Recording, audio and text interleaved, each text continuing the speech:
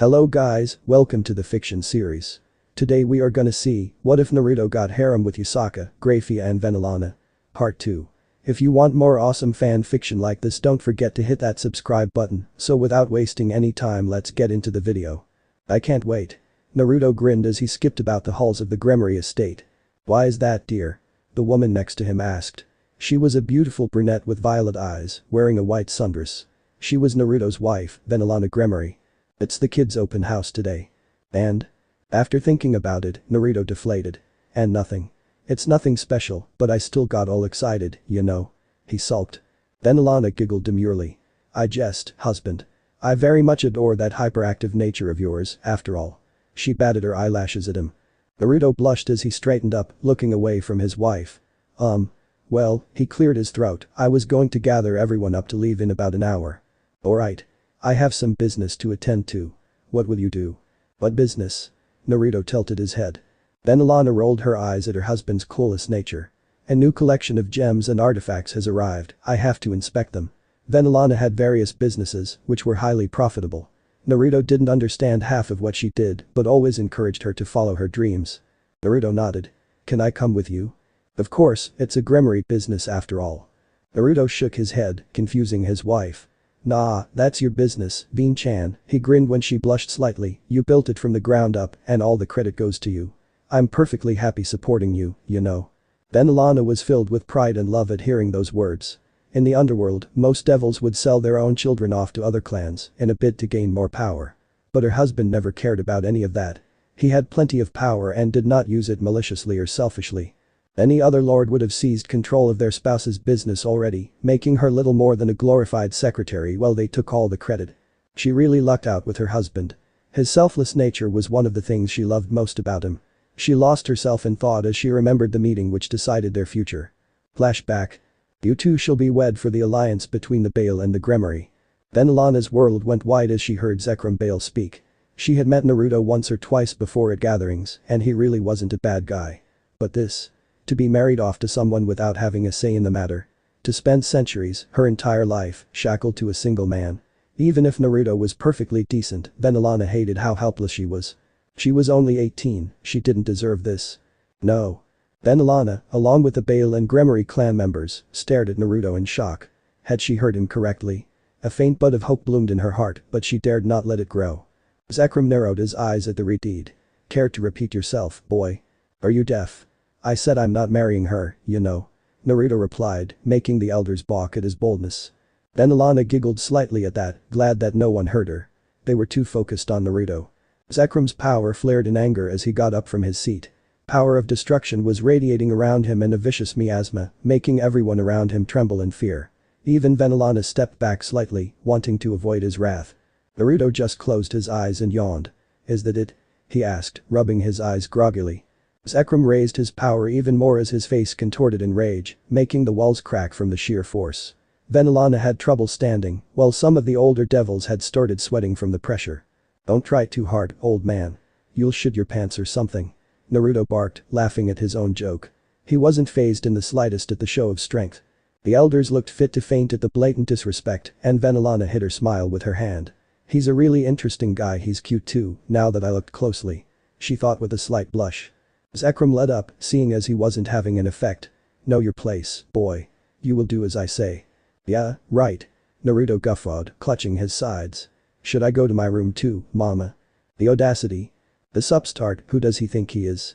The enraged shouts of the elders reached Venelana's ears, making her nervous. While Zekrom couldn't attack the Gremory heir outright, he could undoubtedly make Naruto's life miserable. Such was the influence of the Bale clan. Zekrom calmed himself and decided to change his approach. And why not, may I ask? Is she not appealing enough to you? He said, clearly goading Naruto into a trap. Venelana had mixed feelings about the question. She would be free, but only because he found her unattractive. The thought left a sinking feeling in her stomach.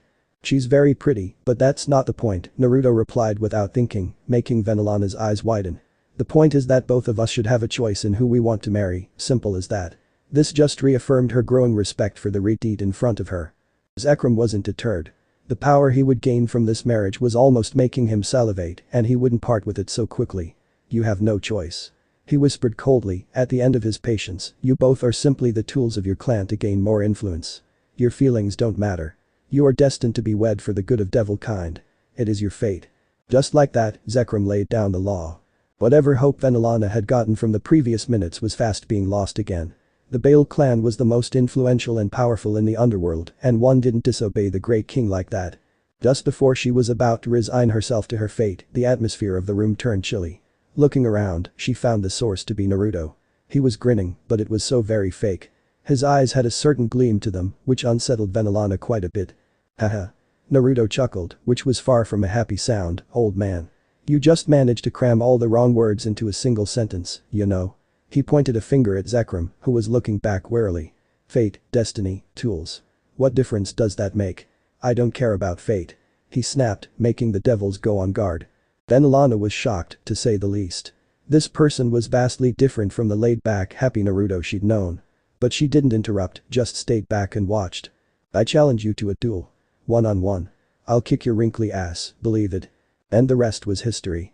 Suffice to say, when Naruto later asked her out and she was free to decide, she happily gave him a chance. And it was the best decision of her life. Bin-chan.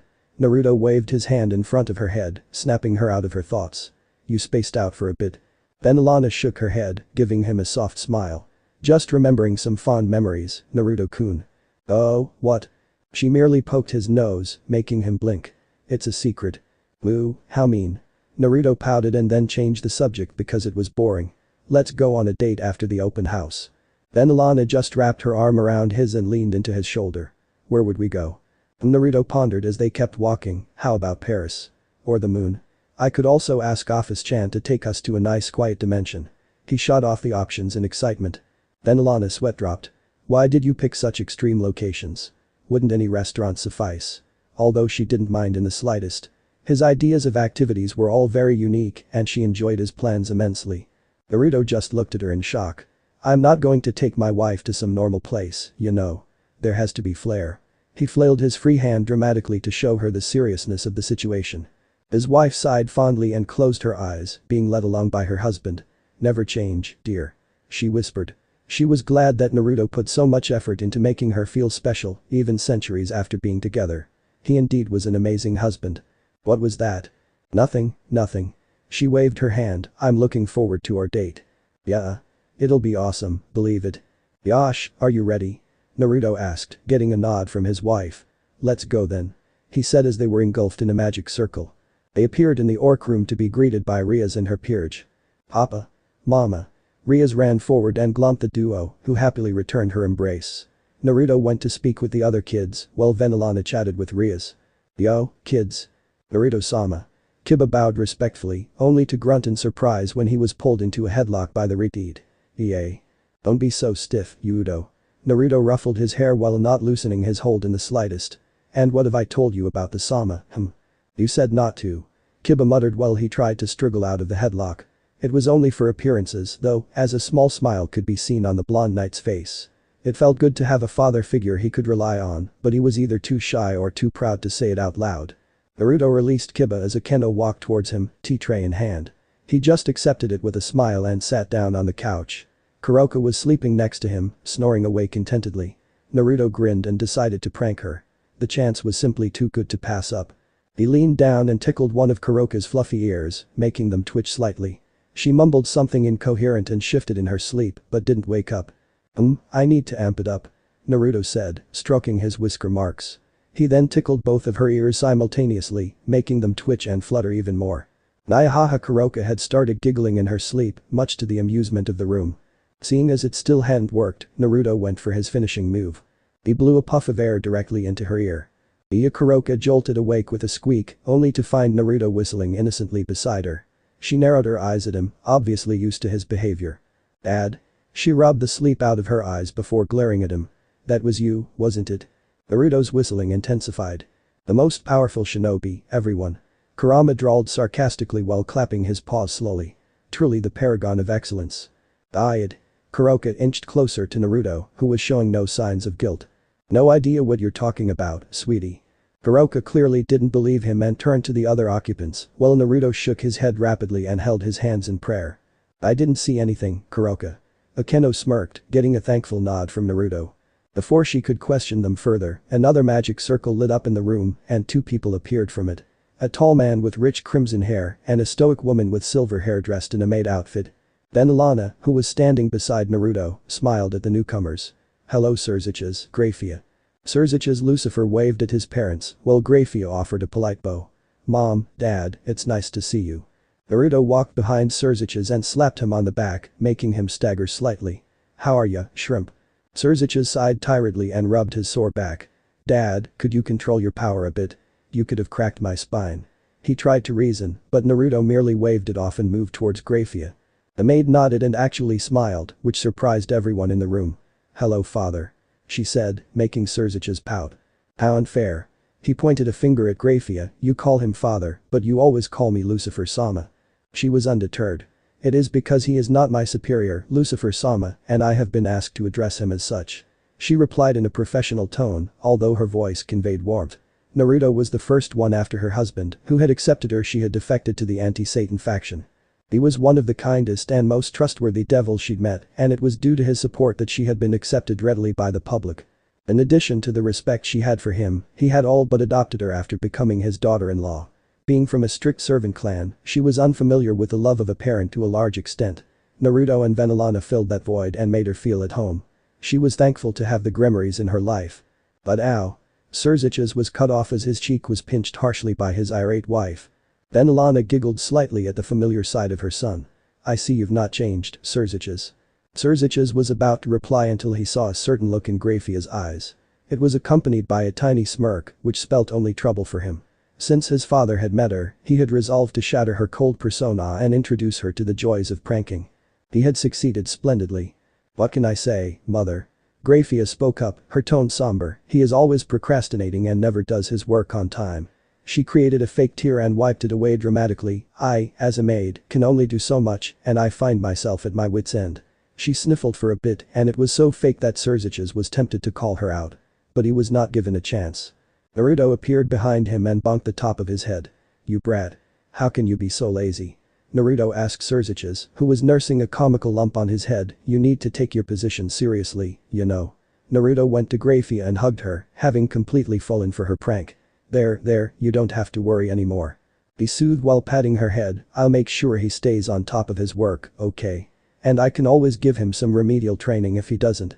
Surzich's face paled at the mention of his father's training as he looked at his wife. She had a content expression on her face from having her head petted, but he could still see her evil smirk. It looked like he was the only one, as the other kids and his mom were all looking sadly at Grayfia. "Damn you, Dad." He lamented inwardly. "You even managed to turn my wife, the most professional person I've met, into a prankster." "Thank you, father," Grayfia said as she went to stand behind Surziches. "Please take care of the matter." "You bet." Surziches was getting tired of the teasing when he spotted someone he very much wanted to see. Riaz was amused at the earlier interaction, but now looked at him warily, having predicted the next course of events. She tried to leave the room but was too late. "Little sis."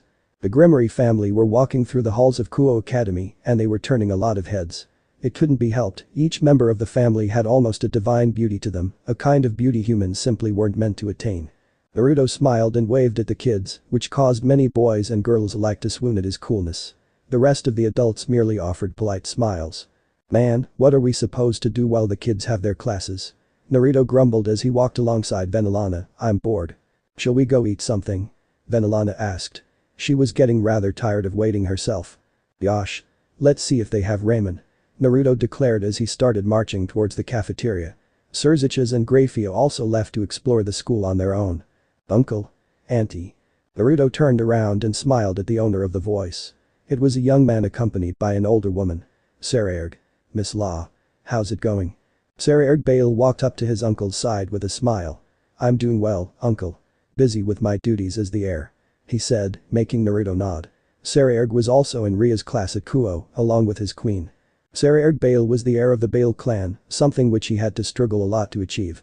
Since he did not possess the power of destruction, he and his mother had been shunned by the clan. Since then, he had resolved to train his body to its limits and prove that he could still be strong without his bloodline. Sarerg had visited the Grimoire estate once, and his situation had reached Naruto's ears. He had since taken an interest in Sarerg and offered to train him. Naruto had been impressed by his determination, as it reminded him Rock Lee.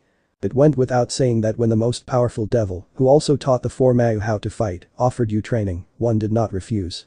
The training had been absolute hell, but he had gotten much stronger at the end of it. Ani-sama, Wani-sama. Miss Law nodded and gave them a small smile, happy to see them after so long. When she had fallen into a coma, she had not expected to wake up. But she miraculously managed to recover, only to find her sister-in-law and her family in the room.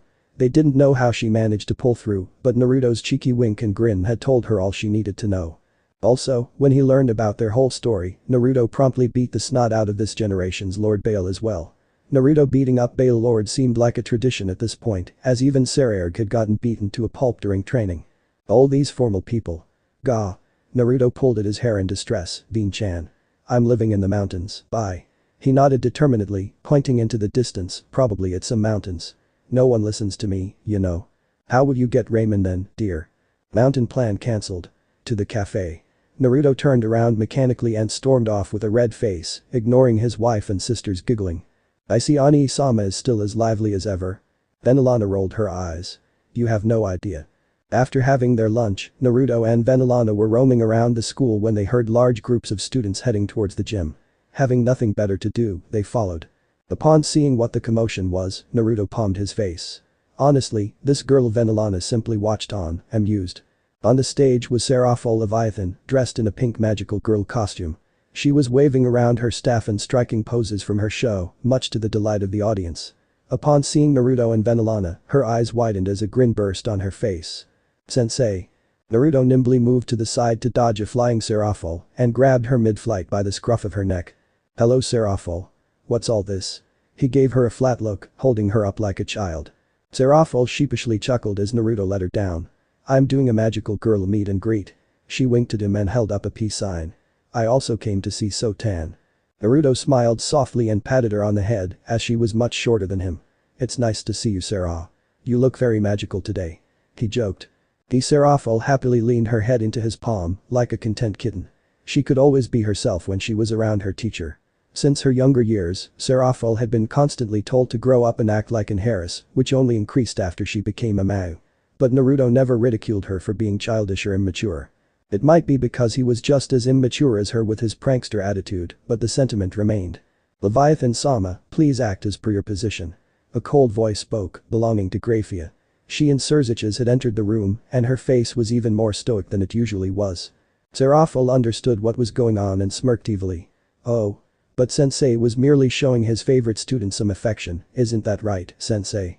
She gave Naruto the most adorable puppy eyes ever and relished in how Grayfia's face tightened.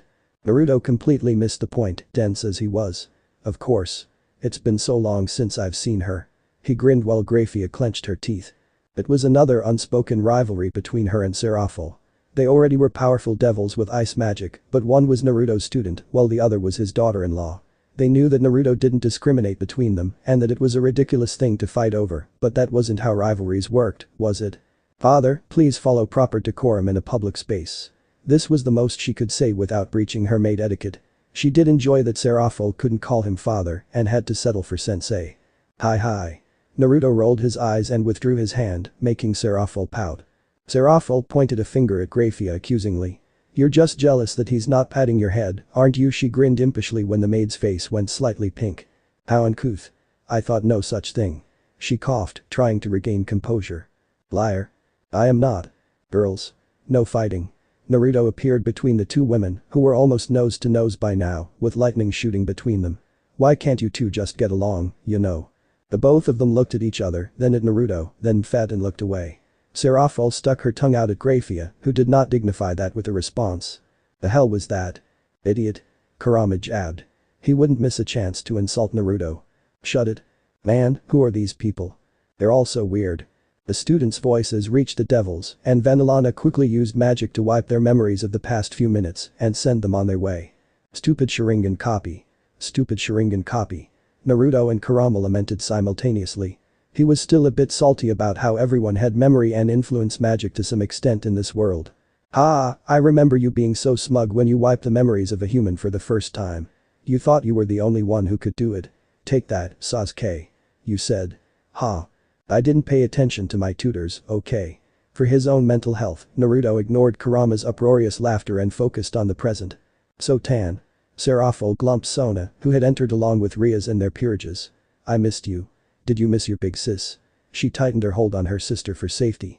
One-sama, please don't embarrass me in front of everyone, Sona sighed as she rubbed her forehead in irritation.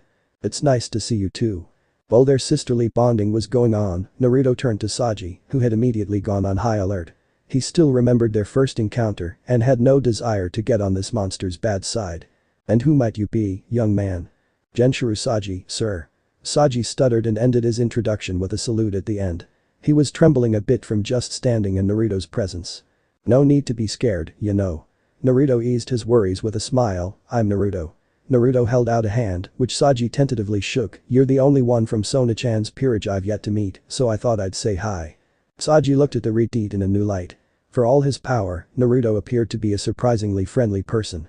Maybe there was no reason to be wary of the man after all. Naruto went toward Serapho, who was still sticking to Sona like a leech. Let her breathe, Serapho. The poor girl looks like a tomato. He gestured to Sona, who had gone red from the crushing hug. Serapho did so and immediately got into another fight with Grayfia over who had cooler ice magic. Naruto watched the various groups bicker and chat with a faraway look, lost in thought. This life isn't so bad after all. Isn't it, Kurama? I'm still bored. Kurama denied, but his voice was warmer than one would expect from a Biju. But I suppose it could be a lot worse. Naruto just laughed, glad that Kurama approved in his own roundabout way. It's Ria's One-sama. Hiya Akeno-senpai. She looked at me. Ria's Gremory was used to the chants of adorations from the students whenever she walked through the hallways. It was no news to her, she was a very beautiful woman and her fans were clearly aware of the fact. But still, she smiled and waved at them all the same, making many of her juniors swoon in place. Her queen, Akeno Himejima, also walked beside her at a sedate pace, jovially greeting her own cohort of admirers. Inwardly though, she could very well go without so many children bothering her at every turn. She was merely accompanying her king, nothing else. The two were headed to the student council room, where Ria's friend, Sona Citri, was the president. The two heiresses were very close and often met each other to chat and pass the time. Rias opened the door to the room and stepped in, turning the heads of the entire council. Sona was sitting behind an ornate wooden desk, with her queen Tsubaki standing dutifully at her side. Sona smiled at seeing her friends enter. Greetings, Rias. Akeno. She nodded at both girls as Rias took a seat in front of her. What brings you here? Nothing special. I thought we could catch up. It's been about a week since we last spoke. Rias began, drinking the tea which had been put out. Alright. Sona nodded. They had a lot to talk about and even though Sona was always a bit reserved, she always had time for her friends.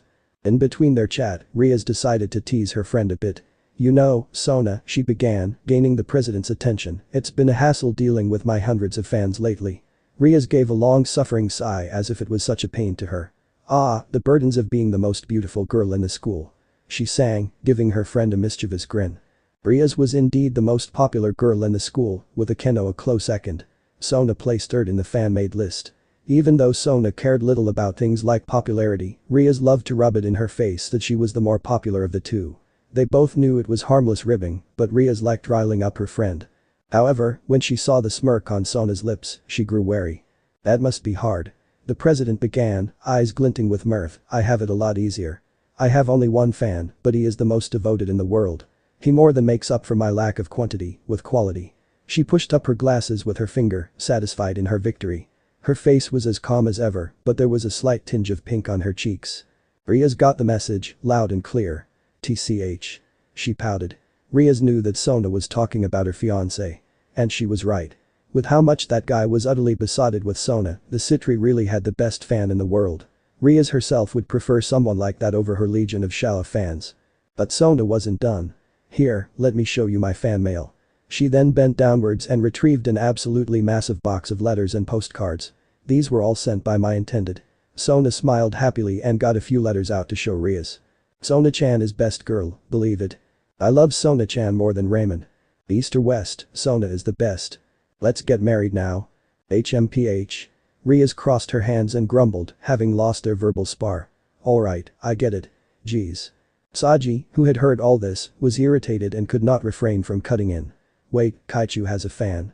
Who is he? Akeno blinked at this. Sona, you haven't told your pawn yet. Sona sighed and shook her head. He's new, and the subject didn't come up.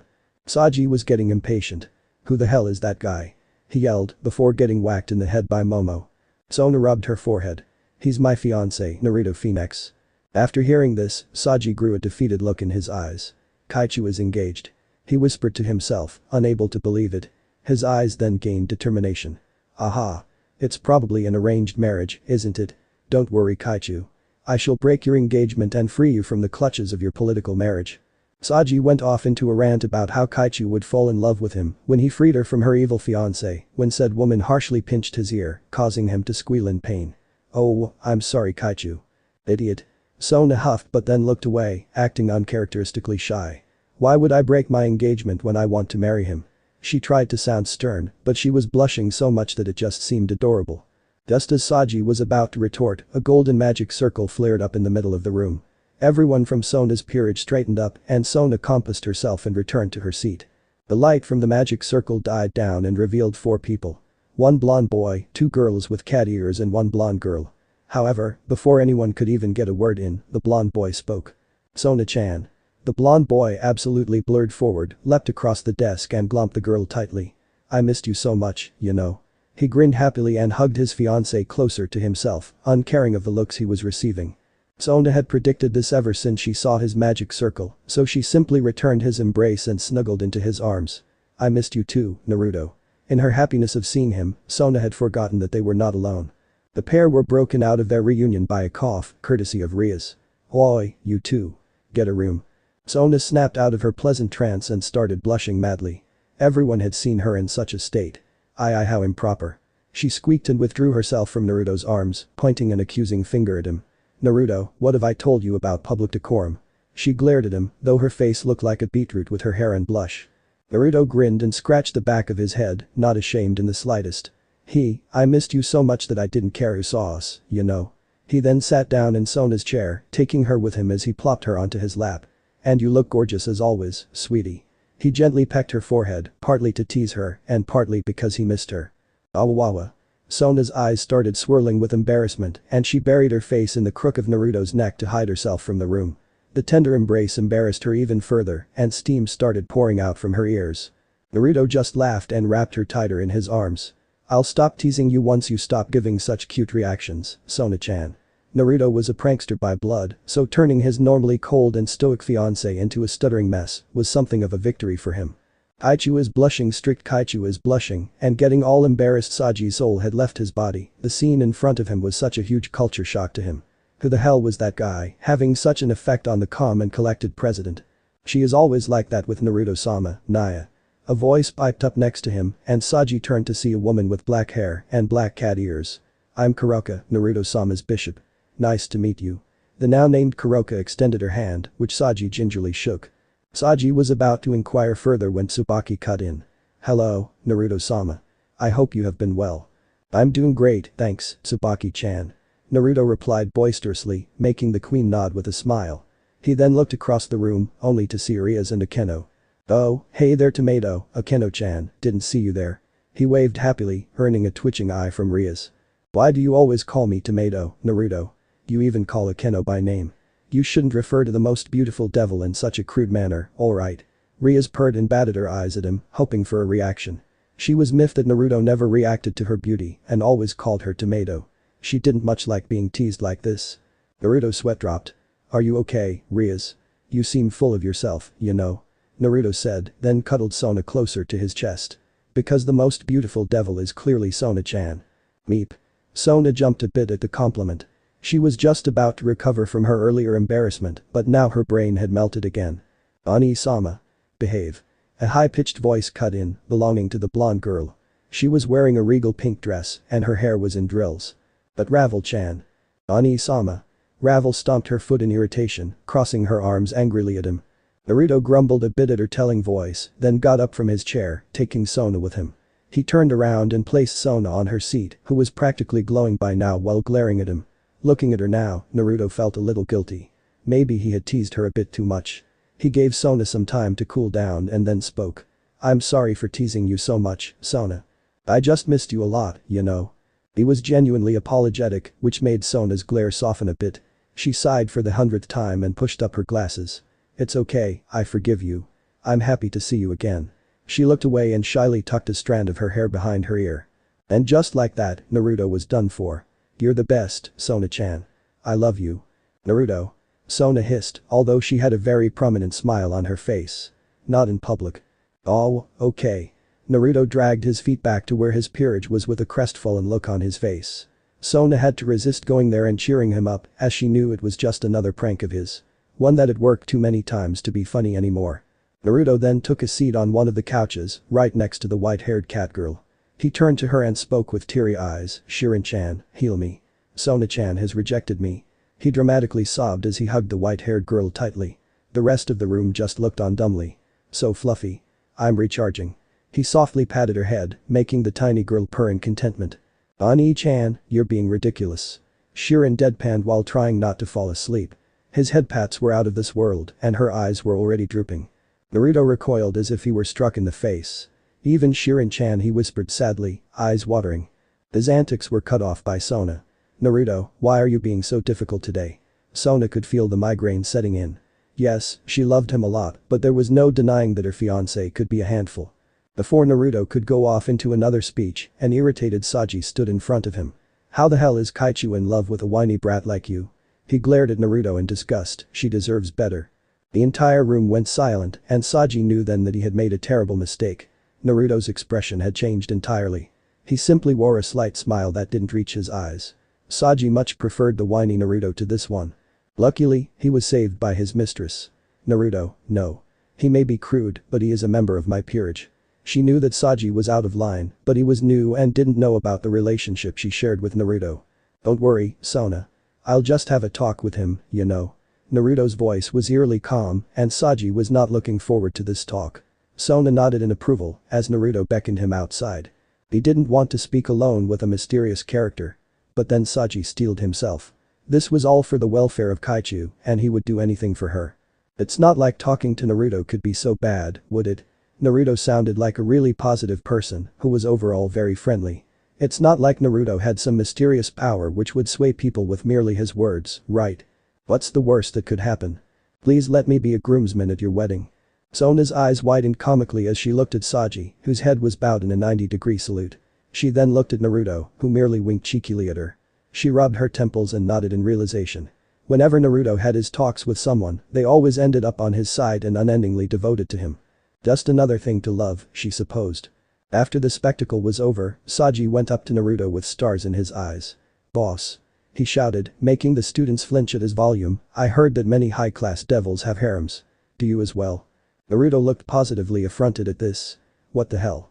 Of course not. He then turned to Sona and gave her a flirty wink, making her blush prettily. Sona-chan is the only woman for me, believe it.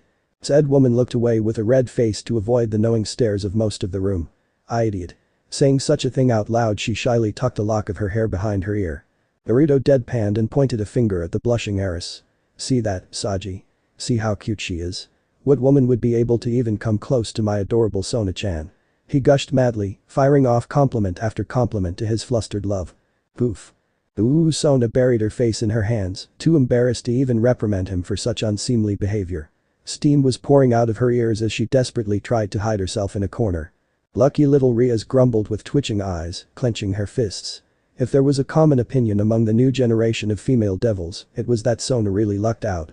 She managed to snag the one person who was very kind, handsome, of reputed lineage, extremely powerful, had eyes only for her, and was extremely loyal to her. Half of the devils were jealous because they liked Naruto and wanted him for themselves, and the other half, simply because they wanted what Sona had. Now, looking at Naruto fawning over his easily embarrassed fiancé, Riaz could only wonder when she would find someone like that. Silence. The ballroom was in total silence after what they'd just heard. It was the day of the young devil gathering, which included Riaz, Sona, Naruto and Sarared Bale, among others. They had each introduced themselves, ending with the Citri heiress. She had declared her dream of opening a rating game school accessible to all devils, which is why the room was so silent. But, in a room full of prideful devils, even silence did not last long. Ha! What a childish dream. A devil snorted from his table, prompting laughter from the audience. This generation is truly naive. Go home and play with your dolls, little girl. Sona heard the taunts and jeers and clenched her fists to quell the sadness and frustration she was feeling. She knew that her dream was ambitious, but she did not expect such vehement ridicule. What was wrong in wanting the common devil folk to have education on raiding games? She didn't think there was any problem, but the devils present clearly did. As much as she wanted to, Sona could not rebuke the people taunting her. They all were from prominent pillar houses, each of whom could make her life very difficult if they so chose. Sona was smart, she knew that she just had to ignore them and work towards her goal. Sona saw that her sister, Serafal, was looking at her sympathetically. However, the Satan said nothing. Sona could understand why, Serafal had to remain impartial at all costs after all. Sona's peerage glanced at their mistress in worry. They most certainly did not enjoy seeing their benefactor being humiliated and bullied in such a fashion. Saji gritted his teeth and was just about to yell out at the devils when he was suddenly interrupted. Boya? What's this? The taunts and jeers stopped as the room looked at Naruto, who had spoken. However, the blonde's appearance was different. His usually electric blue eyes, which were as bright as the ocean, were now crimson in color with a slitted pupil. He was smiling coldly, and some people would have sworn that they saw fangs. You losers weren't just taunting Sona-chan, were you? Naruto grinned, making his fangs more visible. Because that would be bad, wouldn't it? If someone was, say, taunting my fiancé's dream, whom I love very much, I would just have to defend her honor in the arena, wouldn't I? Those who were bullying Sona earlier gulped at the blonde's words. Even though they were much older than Naruto, they weren't too sure of their chances against him. Naruto's raiding game battles were a thing of legend. His pure golden flames coupled with his phoenix immortality made him a demon on the battlefield. There was a reason he was called the Golden Fox, after all. The sight of a titanic nine-tailed fox composed entirely of golden flames disintegrating the entire arena with one breath was not something one would easily forget. Also, let me just say this, Naruto continued, when we marry, Sona's dream will have the full support of the Phoenix clan. Said woman's eyes widened in surprise, and if any one of you tries to sabotage her, I will destroy you. I don't care what clan you come from, I will not tolerate anyone looking down on my future wife. Sona's heart filled with warmth and love at hearing these words. She knew that Naruto loved her, but the extents to which he went for her never ceased to amaze her. Standing up for her dreams in front of the entire underworld, telling off many high-ranking devils just to defend her. She was truly lucky to have such a man for her fiancé. No one spoke after Naruto. Everyone knew that the blonde was fiercely protective of his entire family, which included the Citri heiress as well. Naruto loved every one of his precious people dearly. One incident was during a raiding game with the Vapula heir. The boy had foolishly commented that travel would make a fine addition to his peerage after he defeated Naruto. He is still in a coma. Even on the political front, Naruto was practically untouchable. Already an ultimate class devil and a clan heir in a society that respected power, Naruto had more pedigree than some of the lords themselves. But the old crone silenced, the MC announced the dance floor to be open. Naruto turned to his fiancée with a cheeky grin, extending his arm outwards. May I have this dance, milady? He bowed showily, earning a small giggle from Sona. When she grabbed his extended arm, he softly kissed the back of her palm, making her face gain a cute blush. Sona could feel the jealous gazes of many heiresses boring into her skull and decided to roll with it. He was hers, just like she was his. What was the harm in showing off a bit? Smirking at the jealous devils, she wrapped her arm around Naruto's, leaning into his shoulder. It would be my pleasure. Naruto had his arms wrapped around Sona's waist and they were gently swaying to the song, lost in each other's company. Sona's head was tucked under Naruto's chin and her own arms slung tightly behind his back. Many heiresses and heirs walked by the pair, hoping for a dance with either Naruto or Sona. They were fresh out of luck, though. The two were utterly smitten with each other and the rest of the room didn't even matter to them. Naruto looked down when he felt Sona poke his cheek. She glanced at him with a small genuine smile on her face, one which was reserved only for those close to her. Thank you Naruto. For defending me and standing up for me. The blonde returned her smile and pecked her on the forehead, prompting her to bury her blushing face in his chest. Always, Sona-chan. After all, you're stuck with me forever, you know. He wiggled his eyebrows, hoping to lighten the mood. Sona smirked at the joke, deciding to join in. I don't know how I will manage. Naruto laughed and pulled her closer so that his nose was in her soft hair. Well, I'm not letting you go, so you'll have to find a way. I still don't know how one Isama let you live. She is very possessive of me, after all. Naruto gave her a knowing look. We just had a talk, nothing special, you know. Sona sighed and shook her head fondly as she was twirled around by her love. However quirky he might be, he was hers. And in the end, Sona was a devil. She was selfish. And she would never let anyone have what was hers. She was never going to let go. Naruto looked in the mirror with a smile on his face. Even though he had done this every morning for centuries, he still couldn't help but smile whenever he saw his reflection. Why? Because he had awesome fox ears now. They complemented his whiskers permanently, giving him a perfectly vulpine appearance. Naruto pulsed his chakra and smiled some more when he saw 9 golden fox tails pop out behind him. Along with his ears and whiskers, these tails signified his status as a true 9-tailed fox yokai. A QB. Naruto could sense Kurama laughing at him from the volcano the big furball was hibernating inside. But there was one advantage to his new appearance that superseded all others, it allowed him to meet and ultimately marry the love of his life. A QB could marry another QB without much hassle, because of stuffy noble nonsense he didn't care about. Not that being a human would have stopped him from being with Yasaka, but this way worked out best for everyone, while keeping their images intact. Speaking of the wifey. Naruto left his room in search of his wife. He hadn't seen her in hours, so he missed her a lot. Some might call him clingy for wanting to be near his wife so much, but she liked it, and Naruto liked showering her with affection, so, the haters could stuff it. Once someone who has been deprived of love their whole life finally finds it, they never let go. Naruto was wearing a blood orange yukata with a black obi. He hated those itchy formal clothes, so he opted for something simple. Yasaka-chan. Naruto called out while roaming the hallways, both his hands on his mouth to amplify the sound. Even though he was the king of yokai, Naruto could care less about manners. When he wanted to see his wife, he just shouted and made a racket until either she heard him or someone told him where she was. He then spotted a Nekomata maid wandering around the halls, so he approached her to ask about Yasaka. "Hey Shizu-chan," Naruto beckoned, causing the maid to eep in shock and look at him with slightly pink cheeks. Naruto, of course, completely missed it. "Have you seen my wife?" Naruto-sama. Shizu gasped in surprise and happiness, but then composed herself to answer the question. Yasaka-sama was signing some papers in her office, Naya. She clutched the tea tray in her hands, blushing prettily. Naruto-sama was talking to her. It was taking all of her energy to not faint right now. This encounter was going to be the gossip of the day in the maid's quarters. I see. Naruto scratched his cheek. "Thanks a bunch, Shizu-chan." He grinned happily, gently patting the Nekomata on the head as he turned to leave. His grin widened when he heard the cute squeak that the maid let out. Adorable. It was too much fun to tease these youngsters. Shizu was just standing where she was, frozen in place. She could still feel the hand patting her head and the sheer comforting warmth it provided. It was through these small things that the servants knew that Naruto-sama cared deeply for them. Too bad he was too dense to see that most of the maids had crushes on him, herself included. However, they stood no chance unless they wanted to invite the wrath of the only other QP in Kyoto. Naruto-sama himself was renowned for his loyalty and honor, so he would never betray his wife. This very honor made them adore him more, leading to a paradox. Shizu sighed longingly and went about her duties with a slight smile on her face. Whatever the case may be, she was glad to be employed by such a kind and caring master. Yasaka Uzumaki, the queen of yokai, was signing papers in her office, humming merrily to herself. Dressed in an elegant golden kimono which only amplified her beauty, she looked every bit the queen she was. It was a relatively ordinary day, not leaving her with much work left. Just sign some paperwork, approve some new buildings, and deal with the council. The thought of the council caused her to groan in irritation, as much as her queenly grace would permit anyway. Since the past few decades, the council had lost most of their power and were a council in name only. That was precisely why their pointless prattling was so annoying. They were just old fools who could not stomach change. It was somewhat ironic, considering the council had a huge amount of influence on her when she was just settling into her reign.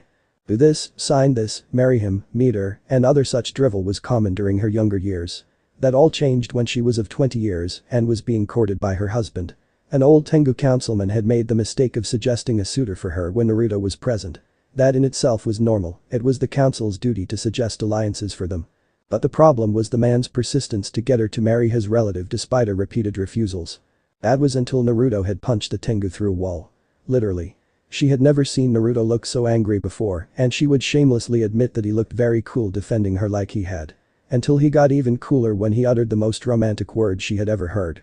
"If anyone tries to keep me from my woman, there won't be a council for her to oversee, believe it." Yasaka palmed her face with her hands, trying to quell her fierce blush. She squashed down a giddy giggle at the memory of her love standing up for her and protecting her. It never failed to bring a smile to her beautiful face. "My woman," she whispered, her blush returning in full force. She should have been angry at Naruto for referring to her so crudely, but at that moment, she was shocked. He was acting so possessive towards her, and she did agree with the sentiment. She was his woman, just like he was her man after all. No harm in declaring it for the world to hear. Yasaka was so lost in her romantic dreams that she didn't see her husband sneak up on her. She typically remained on high alert for threats, but Naruto's aura was inherently comforting and caused people to let their guard down. And you didn't want to let down your guard in the presence of the prank king. Naruto grinned. Distracted wife, sneaky husband. Perfect opportunity. But still, Naruto had grown from his younger years. His pranks were no longer abrasive practical jokes that caused people to get mad at him, they were instead a source of good laughs. Besides, if his wife got mad at him, Naruto would have to sleep on the couch. The prank would have to be equal parts harmless and funny. There was only one way to go. Phew. He blew into her ear. Hiya. Yasaka squeaked and jolted in place, covering her ticklish ears.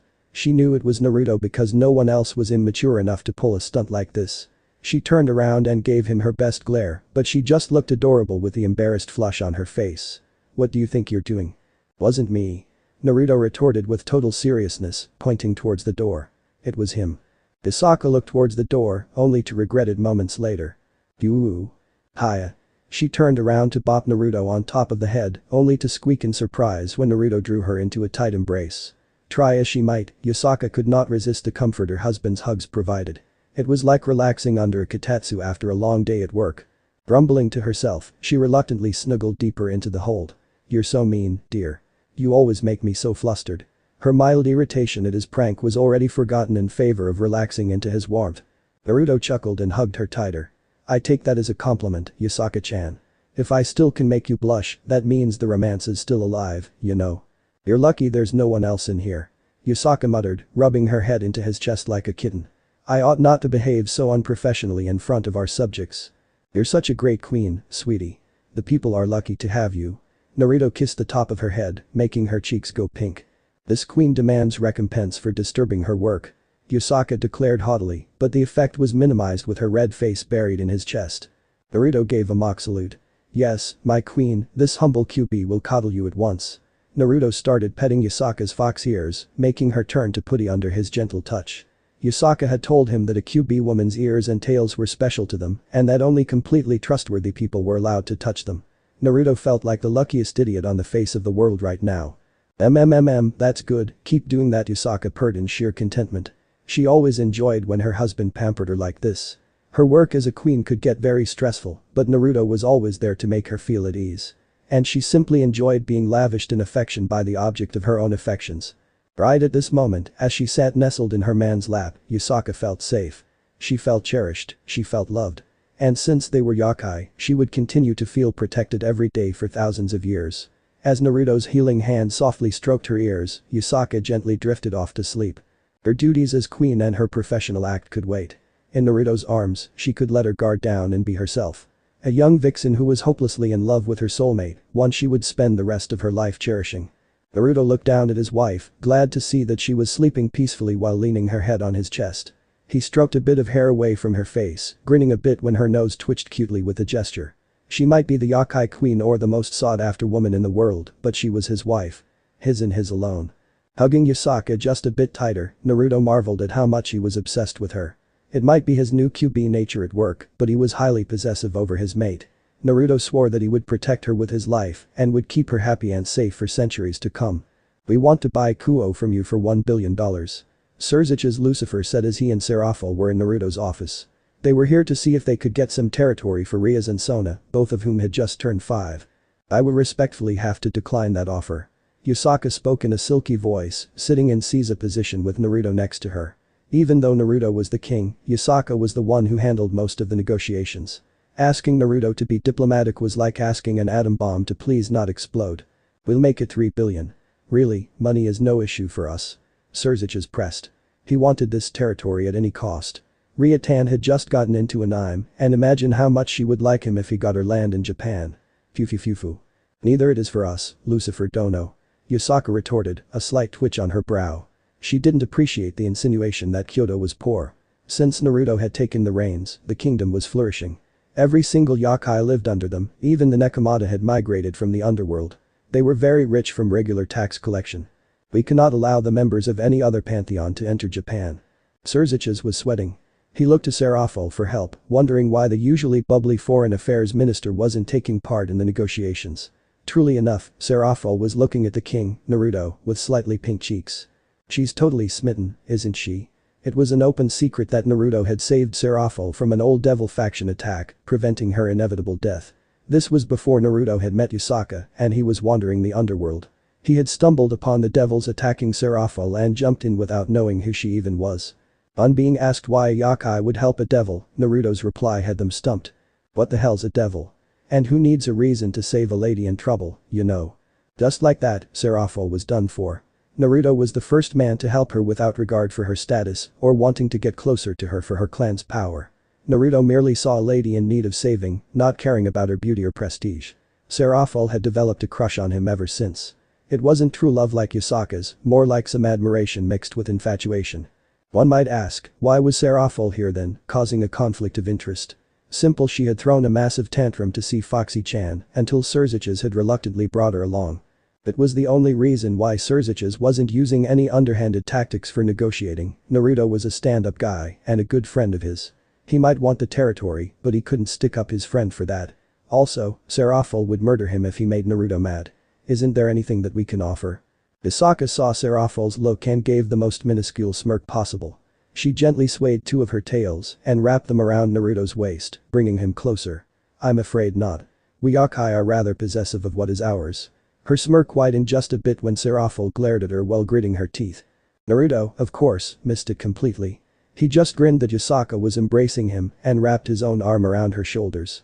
You hear that, guys? The queen says no. His grin brightened when Yasaka gently nudged his shoulder, smiling coyly at him. Yasaka never behaved like this in public, but Naruto was sure as hell not going to complain. After the two Satans left, Yasaka again found herself in Naruto's lap. She was used to this behavior, so she merely eased into the hold, humming happily at the closeness. She swayed her feet from side to side, her kimono trailing behind her. Yasaka giggled. This feels like I'm on a swing. She swayed her feet a little faster. Naruto was much taller and bigger than her, so her legs would dangle off the ground whenever she sat in his lap. Would you like to go on a swing, Yasaka-chan? Naruto tilted his head in confusion. Yasaka was amazed at her husband's cuteness. How he could be so handsome and adorable at the same time, she'd never know. He was so pure and innocent, looking at her all confusedly and asking to go on a swing. Oh, how I love this charming fool of a man. Yasaka's heart was going crazy in her chest, overwhelmed by her adoration for her husband. No. Yasaka shook her head, leaning back against Naruto's chest. I much prefer the seat I am in now. Naruto gained a wicked smirk. Oh, you do, huh? You minx.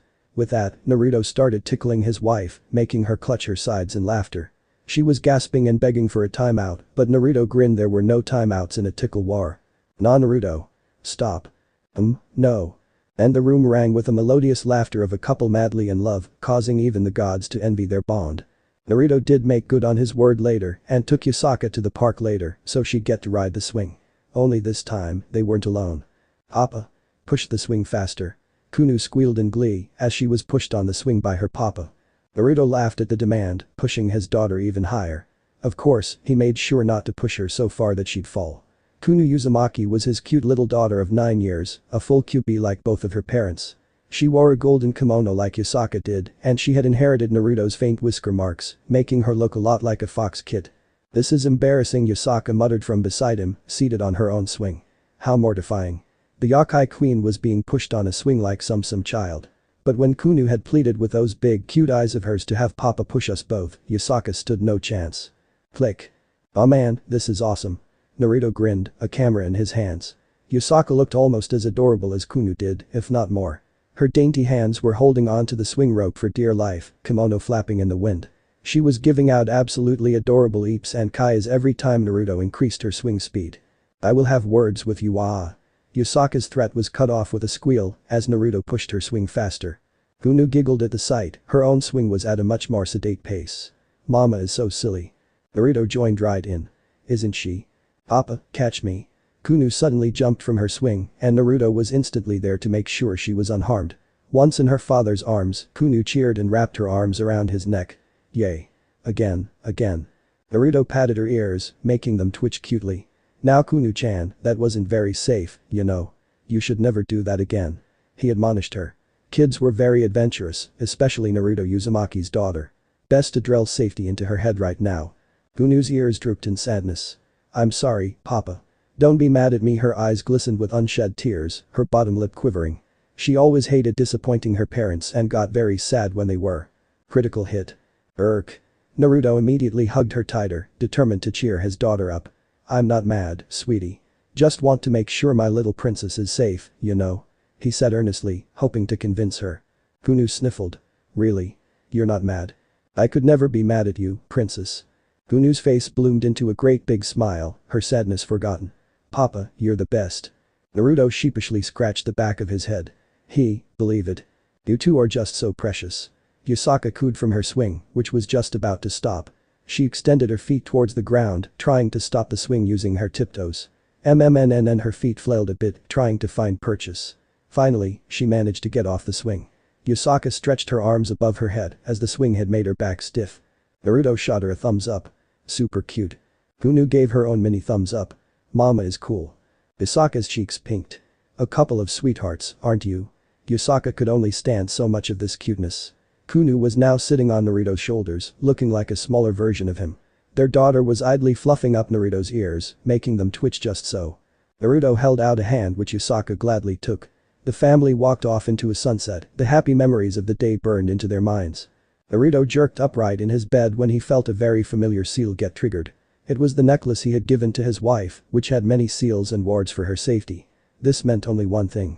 Yasaka was under attack. Duration. Within the next second, he was gone. Naruto appeared in a flash, instantly taking stock of the situation. 4 hostiles, human. Powerful sacred gears. Yasaka was in the middle of their circle, taking attacks from every direction. She was holding her own fairly well, as she wasn't a QB for nothing. But Naruto could see her beginning to struggle. That could only mean longiness. Powerful ones at that.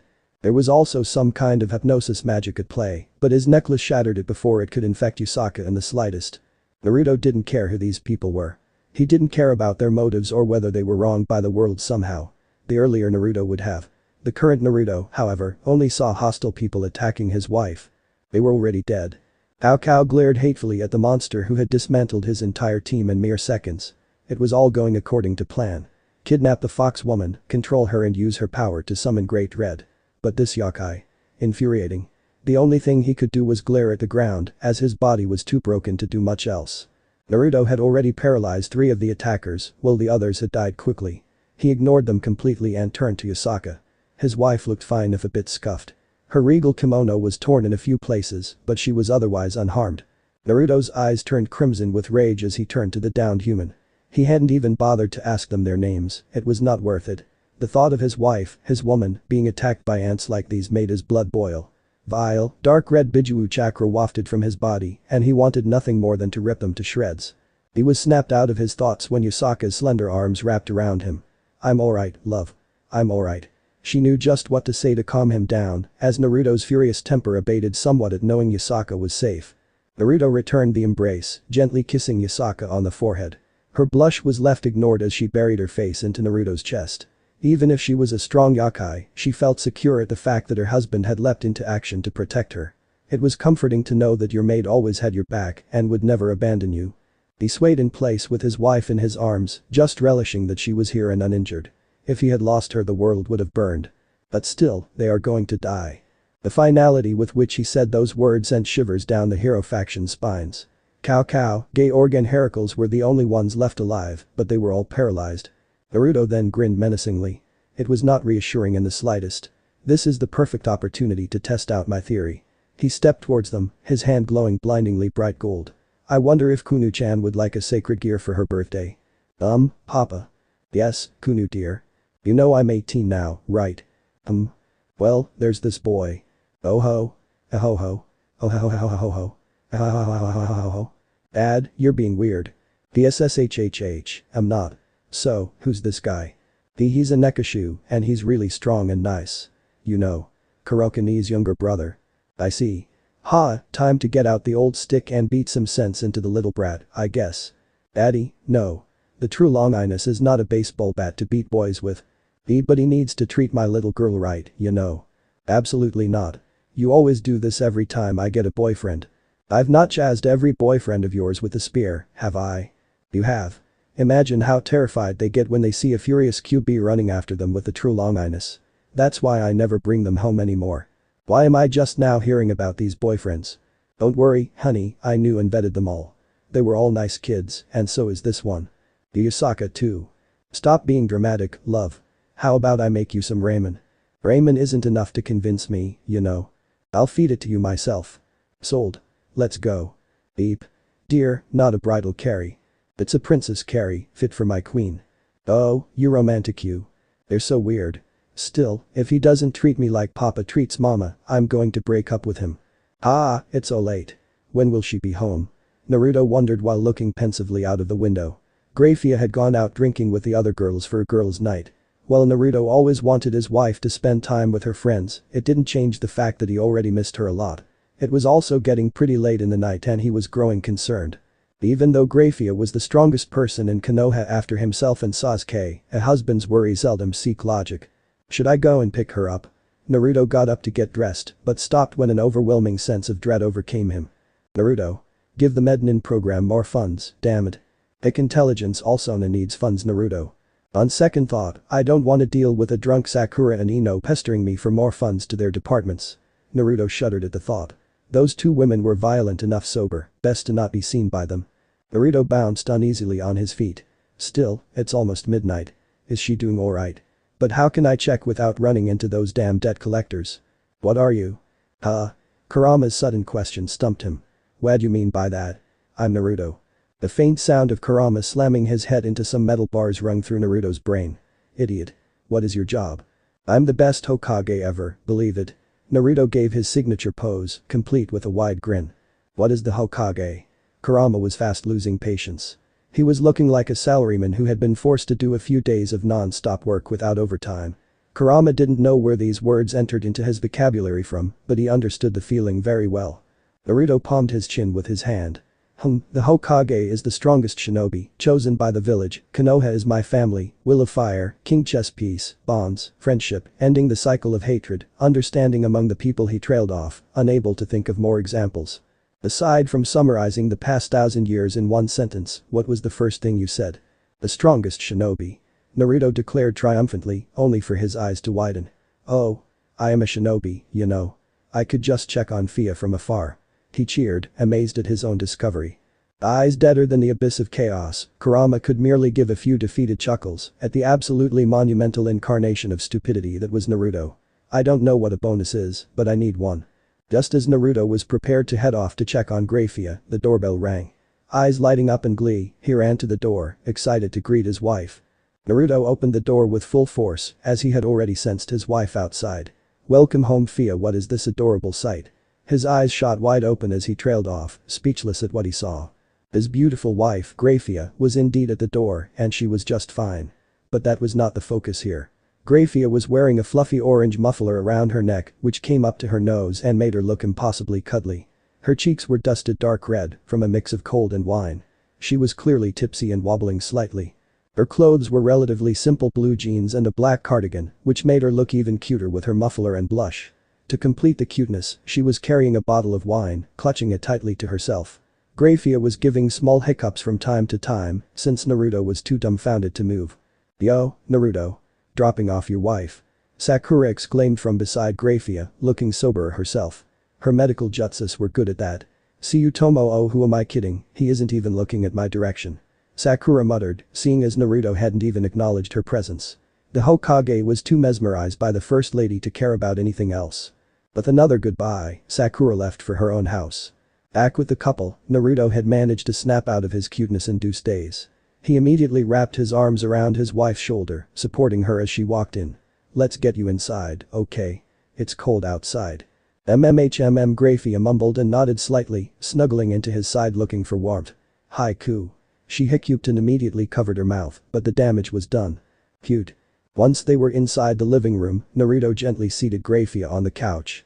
As he moved to sit on another sofa, he felt his wife holding on to his sleeve. Fia-chan. Grayfia looked at him, her silver eyes gleaming with so much love and adoration. Sit with me. She gave him no room to argue and pulled him down on her couch. She then proceeded to climb over Naruto like a kitten. Grayfia snuggled into Naruto's bigger frame, almost as if she was burrowing into it. Mine. Weh. Naruto's jaw dropped in shock. His wife was acting so clingy and assertive. He loved it. Naruto didn't know what was happening, but far be it from him to complain. So, the Hokage settled for simply wrapping his beloved wife in a tender embrace, glad to be enjoying this time with her. Naruto Oshama Grayfia raised her head, which brought her face to face with Naruto. Since she was much shorter than Naruto and laying on top of him, she was comfortable. "Hi, can I say so something?" She managed to warble out the words, which made her nose twitch cutely at the effort. "Yes, dear." Naruto stroked the top of her head lovingly, making her let out small giggles. It was too adorable a sight. "I love you." Naruto's eyes widened some more. What a simple sentence, but it still managed to leave him speechless. How amazing was this woman in love with him? She was looking at him with such immense adoration and affection that Naruto found himself falling head over heels for her again for the millionth time. "I love you too, dear. Forever." They laid there in companionable silence. His duties as Hokage, her devil heritage, or anything else mattered not at this moment. They were lost in each other's eyes, just as their hearts were lost in each other's. No words were needed to convey the love between them, so now words were said. "Pia-chan, you're super adorable right now, you know." Grayfia gave another drunk giggle. "Hehe, thank you, sweetie." Naruto tightened his hold on her. "Man, bubbly Grayfia is too lethal for my heart. Why don't you get drunk more often, dear?" He immediately realized what he'd said, but it was too late. After hearing his words, Grayfia went strangely quiet in his arms. When she looked up, her eyes were moist, glistening with unshed tears. "Beloved, am I too stern when sober?" She sniffled slightly, gently laying her head on his chest. "Am I a bad wife?" Her soulful silver eyes, which usually conveyed her love and happiness, were quivering in sadness as she awaited his response. She clutched at his shirt in nervousness. Do you prefer me to be more cheerful?" Naruto turned into stone and practically shattered right there. His very meaning for existence had gone down the drain. Grayfia was already drunk and impressionable, and his tactless words had made her get the most heartbroken look he had ever seen. It broke Naruto's own heart to even see tears on his wife's face. If he didn't run damage control right at this moment, his mother was going to beat the ever-loving crap out of him when he died. "Never!" Naruto yelled, making his wife squeak in surprise. Naruto got up and held Grayfia tightly by the shoulders. "I love you just the way you are. Cheerful, stern, whatever it is. As long as it's you, I love you. Whatever personality you have doesn't matter at all, you know." Grayfia buried her head into the crook of his neck, closing her eyes tightly. Truly. She was very vulnerable at that moment, which made Naruto feel even worse. Naruto rubbed her back soothingly, gradually calming his wife down. "Of course. Even if your words are stern, I see your love for me in your eyes, honey. So even if you yell at me or pinch my ear, I know that you love me and I make you happy. That's all we need, isn't it?" "I guess you're right," Grayfia mumbled, but didn't loosen her hold in the slightest. "You really have a way with words, my love." Naruto grinned sheepishly, a slight blush on his cheeks. He was still weak to nicknames like my love. "These words are only for you, Fia-chan. Since you're the most precious person to me." Grayfia sighed longingly, her heart fluttering like a young maiden. The alcohol had already amplified her emotions, but here Naruto was, wooing her with words like knights did in her world. Even after years of marriage, he still spent just as much time and effort courting her and making her feel cherished. And she loved him for it. "My love, carry me to bed. I'm sleepy." Grayfia was back to hiccuping again. Naruto gently kissed her on the forehead and picked her up in a bridal carry, missing the soft smile and gentle blush on her face. "As you wish, my queen." Well, queen was a term from Grayfia's world, Naruto felt it fit rather well for her. He preferred it over my daimyo for sure. That wasn't romantic at all. If he were being honest, Naruto was expecting a snarky comment from Kurama. The fox always hated lovey-dovey moments and never hesitated to make it known.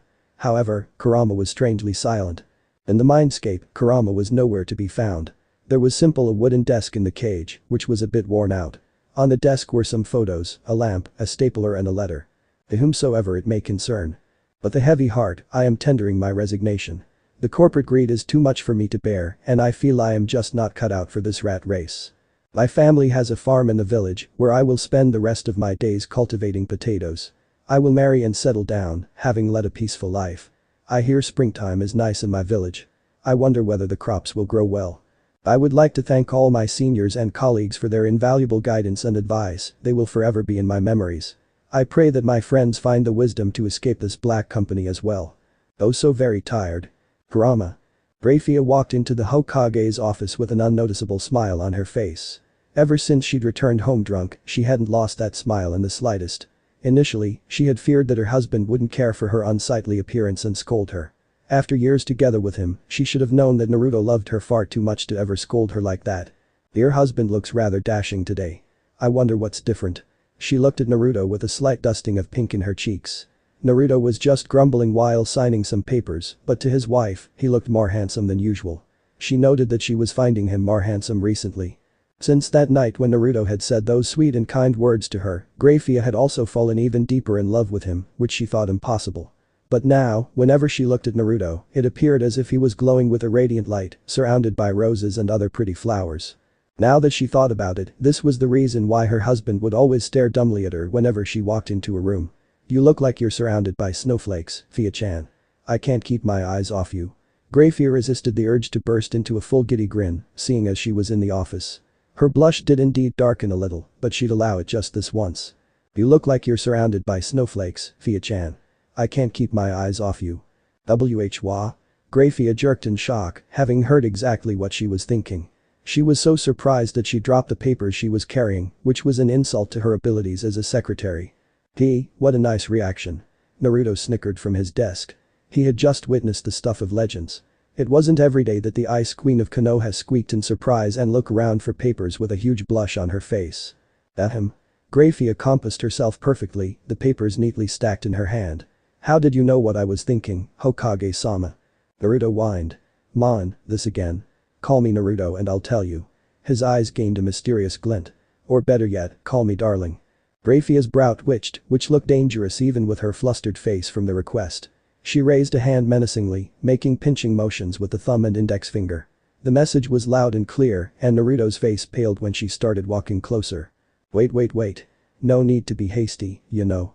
Naruto tried to placate her, sweating nervously. I'll tell ya. Anything to avoid the cheek pinch of doom. That thing hurt more than a Chidori. HMPH. Grayfia huffed, go on.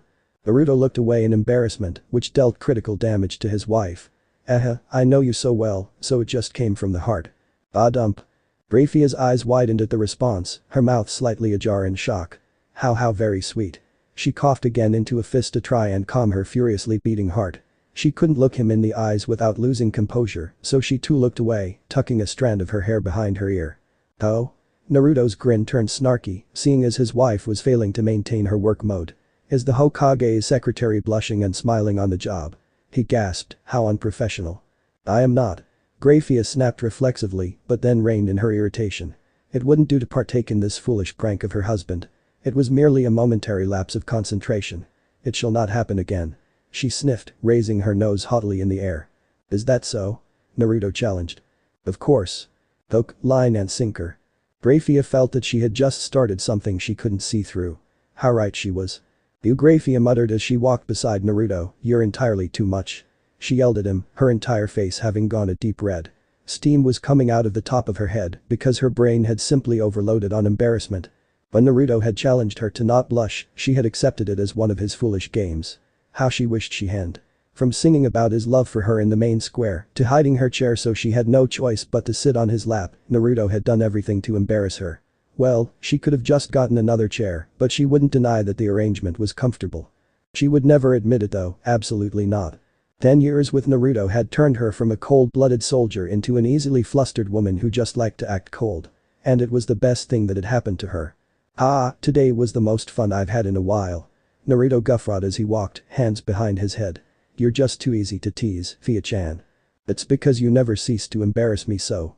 Grayfia swatted his arm in a childish attempt to get back at him somehow. But after a couple of swats, she instead grabbed his arm and hugged it tightly. There was no one else in the vicinity, which was the only reason she was being so bold. But, I do not, per se, have any misgivings about it or some such. You're a bigger tsunderer than Kurama, aren't you sweetie? Cease your teasing at once. Never change, Fia-chan. Never change. Kurama looked up from the freshly tilled soil, the autumn wind feeling fresh on his fur. He smiled at the setting sun, wiping a bead of sweat off his brow. Even though he was a being made of chakra, he was still somehow capable of sweating, just like he was somehow capable of cultivating potatoes. The soil has been kind to my harvest this fall.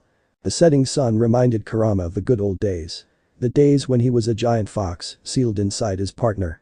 He was still a giant fox and still sealed inside his partner, but that wasn't how stress-induced hyperventilations worked, did they? I wonder how young Naruto is faring. Kurama looked sagely at the potato in his hand. I will boil this one for lunch today. I thank you for your nourishment, potato. Kurama had achieved a new level of enlightenment, enabling him to let go of all material pursuits of the world. It was a simple life, Kurama mused. Wake up, have breakfast, till the fields, come home and sleep. Free from the worries of the ninja world and most importantly, free from the nauseating sweetness that was Naruto's married life. He was content here, happy. He wished not to go back. In Naruto's mindscape, Kurama was out cold on the ground, snoring away softly. When Naruto appeared to check on his silent partner, he was confused about just one thing. Why's this furball murmuring about potatoes? Serafal Citri was having a very bad day. First, the new Satan faction was slowly being overwhelmed by their enemies, the old Satan faction. The tide of war, which was earlier in their favor, was gradually turning against them. They were losing ground, their strongholds were being captured, and it was generally a horrible situation to be in. Secondly, her solo mission to protect a consignment of supplies turned out to be a trap by their enemies. They were waiting for someone to show up so they could set off their ambush. And it had worked well. Now, Serafal was deep in enemy territory, badly wounded and trying her best to escape. "We have you now, Citri girl." A woman yelled as she and her squad closed in on the injured devil. "We will be sending your head to your family in a box." Serafal could only glare in anger, clutching at her bleeding stomach to stop further harm. While Serafal was normally strong enough to dispatch the entire enemy contingent easily, she had been caught off guard and ambushed before she had a chance to fight back. She had been injured in more than a few places, and it wasn't looking good. "You'll never take me alive, bastards." Serafal shouted, hoping to buy time for reinforcements to arrive. She had sent the signal some time ago, but the anti-teleportation barriers stopped her allies from rushing in immediately. They had to fly in the old-fashioned way, which was much slower. "That was never the plan, bitch." The woman smirked at seeing Serafal's wide eyes. "Take her alive." Why would they? They would kill her now and remove a major thorn in their side for good. Attack. The whole enemy squad of about 50 devils charged up their magic attacks, hoping to end her in one fell swoop. Serafal closed her eyes in defeat, sensing that no help would arrive in time. She was injured and deep into enemy territory, and this would be her last stand. "Like hell, I'm gonna go quietly." Serafal gritted her teeth and charged up the remaining magic she could muster. If she was to die here, she would take as many of these bastards with her as she could. The enemy commander laughed. "Foolish. You are but one injured devil. Just sit back and accept your death." And just like that, the attacks were fired at her. All sorts of destructive magic could be seen, and Serafal knew that there was no escape. She closed her eyes in sorrow, tears brimming in them. "Mom, Dad, I'm sorry," she muttered, having accepted her demise. Only it never came. After a few seconds of silence, there were sounds of explosions and enemy men screaming in terror. Serafal, expecting to be dead by now, tentatively opened her pink eyes. Gold. All she could see were brilliant flashes of gold, blitzing around the battlefield and taking down enemy devils faster than she could begin to detect. She could see the various attacks flying above her, which seemed to have been deflected. Pretty. Serafal always had a love for shiny and cute things, which was in part due to her magical girl otaku nature. But the way this golden light was weaving around the battlefield, leaving behind a wondrous symphony of death and destruction, Serafal found herself mesmerized. Eventually, the devils were all dead, and the golden light subsided to reveal a man. Serafal would easily admit that this was one of the most handsome men she had ever seen, looking tall, blonde and rather dashing. He was wearing a tattered orange jacket and pants, and he had the most alluring blue eyes ever. As an ice mage, Serafal was drawn to those cool blue eyes a lot. "Ah, damn it. I got blood on my jumpsuit." The man whined, then his eyes found Serafal. He then gave a bright grin, and Serafal's heart actually skipped a beat. "Hey miss, are you alright? I wasn't too late, was I?" Remember Serafal, when you choose a man, make sure that he is strong, kind, loyal, and always will protect you from harm. Her mother's words rushed into Serafal's mind.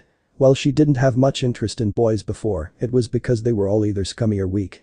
But that was before this literal shining knight swooped in and saved her like a princess. He was strong, kind and protective for sure, while the loyal remained to be seen. But something about this mystery man made Serafal drawn to him. He seemed like the loyal kind, somehow.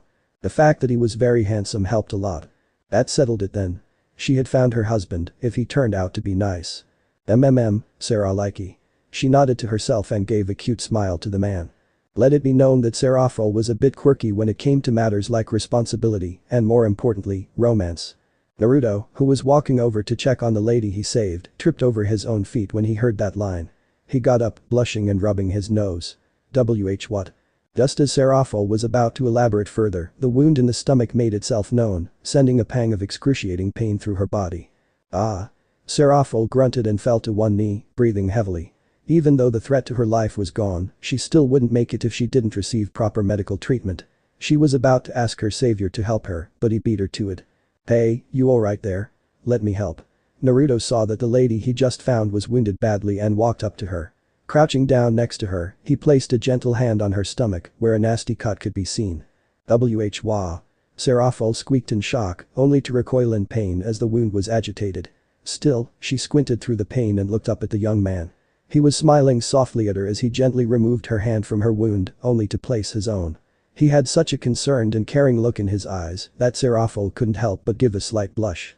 I already decided that I like him, but he's so close. And he's looking at me so caringly. And he looks so manly and cool. Clueless to her thoughts, Naruto went to work. Channeling chakra into his sun seal, he grinned as the woman's wound quickly closed up and color returned to her face. Speaking of her face, Naruto couldn't help but notice that this was perhaps the most beautiful woman he'd ever seen. Wait. Didn't she just proclaim that she liked him? Putting that thought aside, Naruto checked up on her. "Hey miss, you alright?" He gave her his trademark foxy grin, hoping to ease up the atmosphere. If only he knew that it did anything but that. Seraphil's eyes, which had already widened on seeing her wound heal, widened even further when she saw his grin. If she had thought she was handsome before, he looked ultra mega super duper handsome now. Even though Seraphil was a soldier and a powerful devil, she was also still a young woman of 20 years. She had been thrust into a war for the sake of her kind and had never known love. Hell, she'd never even had a crush on anyone yet. But seeing this man in front of her, so handsome and dashing, kind and caring, she was smitten. The fairy tales she read in her free time popped up in her head, along with her mother's words. So, there was only one thing to ask. Hey, I love you. Marry me. Seraphil chirped, clapping her hands together as if she had asked the most normal question ever. Seraphil was a bit quirky. Naruto froze in shock, but he actually seriously thought about the offer. Growing up, he'd never thought he would ever find anyone who wanted to marry him. Even after landing in this strange world, Naruto was hesitant to pursue a romance of his own. But suddenly being proposed to by the most beautiful woman he'd ever laid eyes on. Naruto was stumped. More so because he could sense that she had no negative intentions and she wasn't lying, that means she really was in love with him. And Naruto thought that, just maybe, he could come to love her too. He wasn't the most unpredictable ninja for nothing. Naruto was a bit quirky as well. Seraphil was biting her lip in anticipation, hoping that she hadn't made a horrible mistake. It was love at first sight for her, but who's to say if it was the same for him? She didn't want to scare off the object of her affections, or worse, have him hate her. She waited for her savior's reply, eagerly. He closed his eyes and grinned. Sure. Yay. Seraphil squealed in happiness and jumped to hug her new fiancé.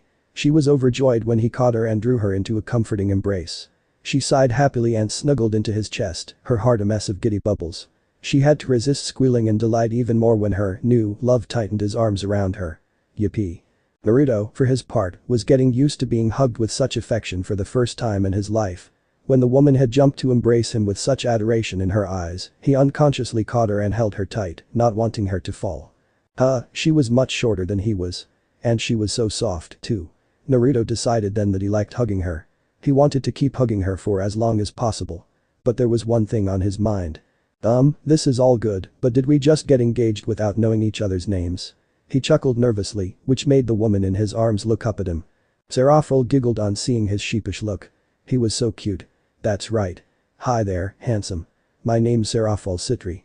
She finished with a flirty wink, still nestled within his big, strong arms. Naruto blushed at the remark, which made Seraphil giggle some more. Well. He pointed a thumb at himself. I'm Naruto Uzumaki. Nice to meet ya, Sera-chan.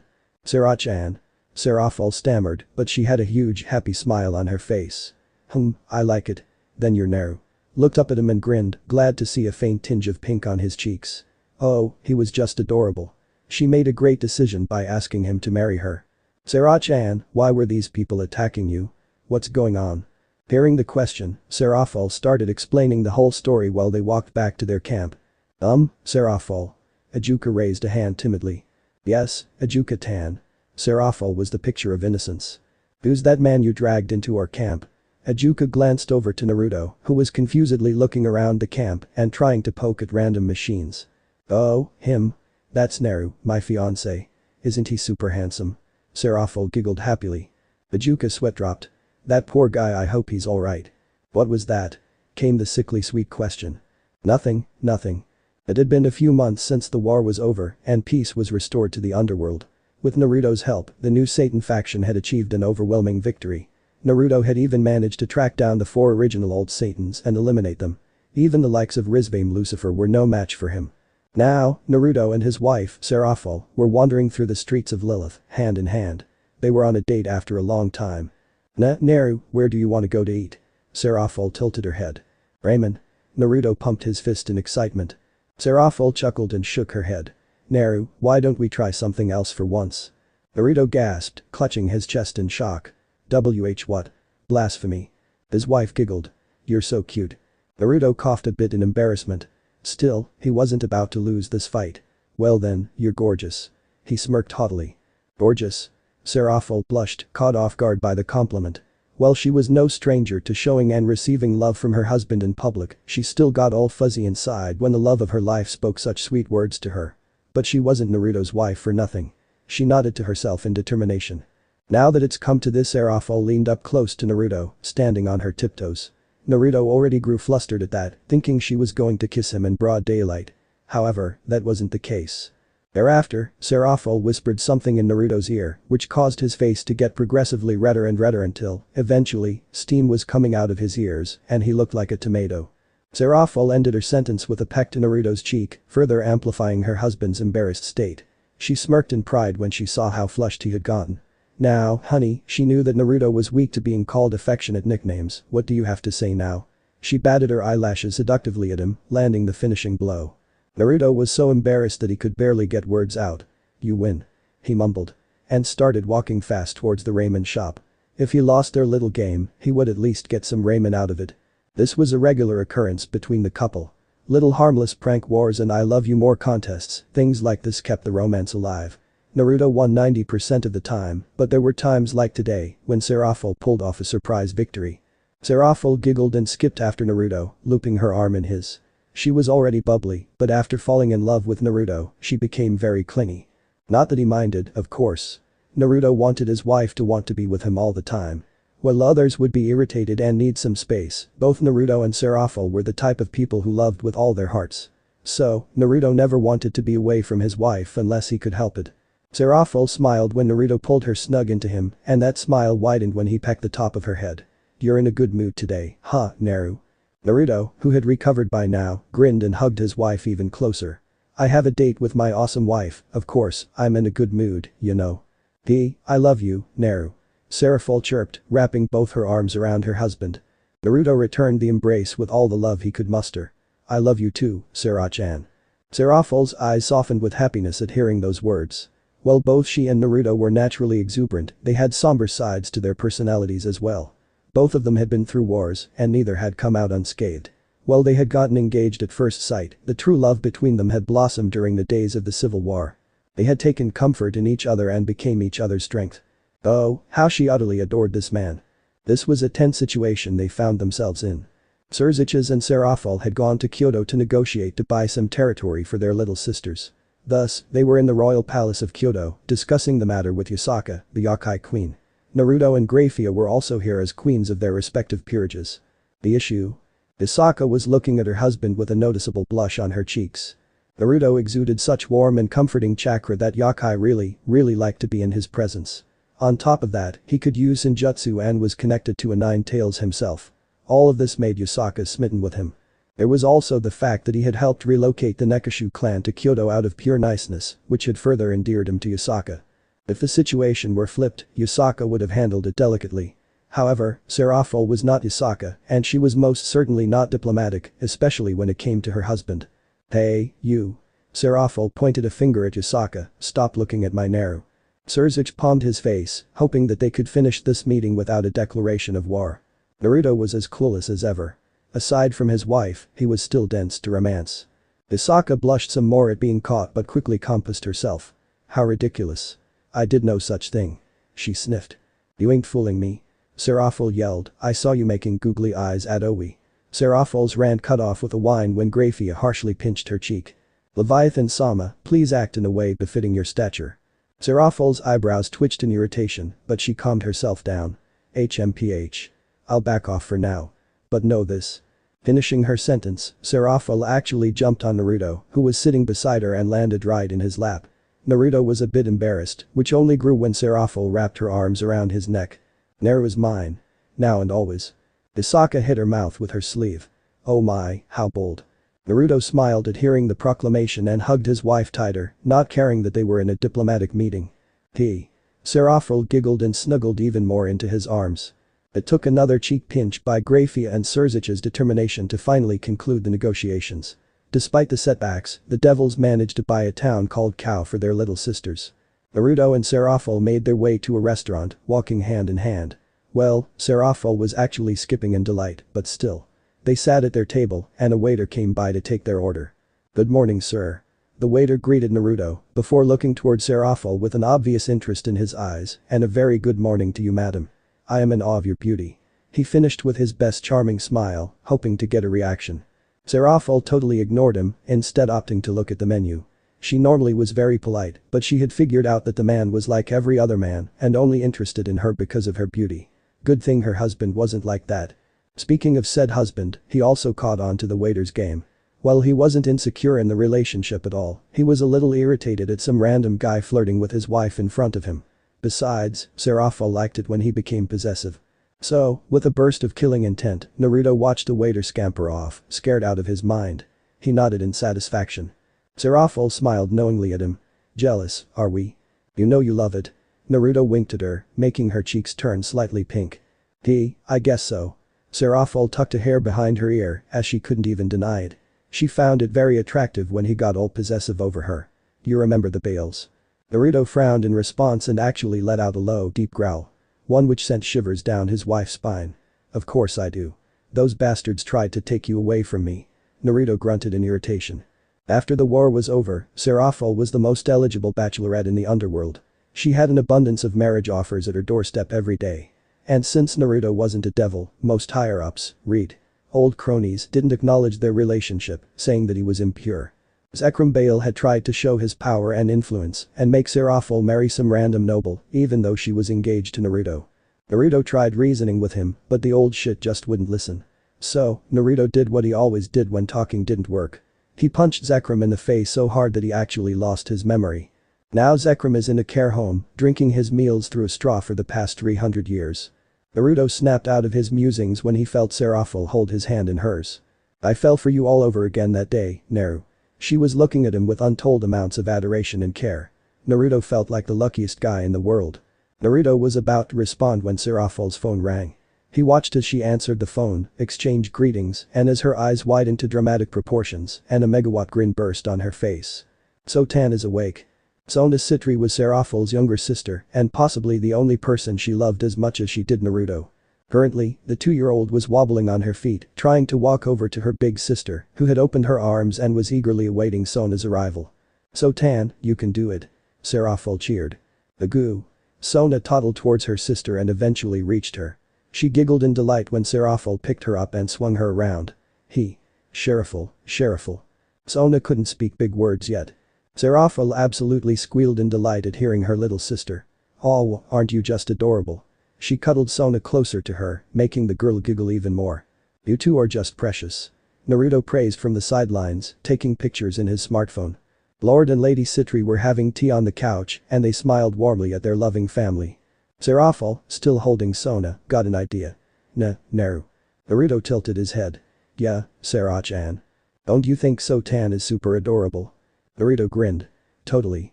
She's just the cutest baby ever." Seraphil grinned. "Perfect. I want my own, Naru." She whined loudly, clutching her sister even closer. Naruto was about to reply when the sound of tea being spit out reached his ears. His eyes widened. Crap. His in-laws. Sarah, your parents are right there, you know," Naruto stuttered, rubbing the back of his neck sheepishly. Seraphil ignored him. "So? I'm sure they'd love grandchildren, won't they?" Naruto slowly turned to look at the citrus, only to face fault when he heard them dreaming about grandchildren.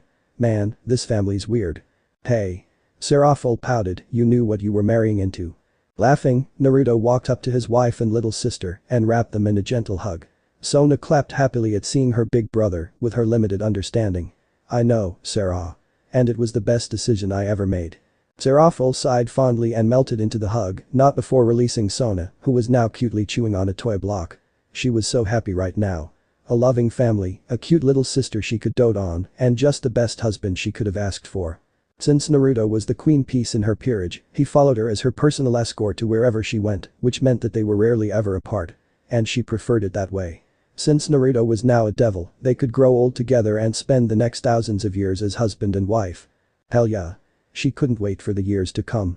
So this part ends here. Alright, that's it for today's video guys. Let me know in the comments section how was the story, and also don't forget to like, share and subscribe. I will meet you in another video. Bye bye.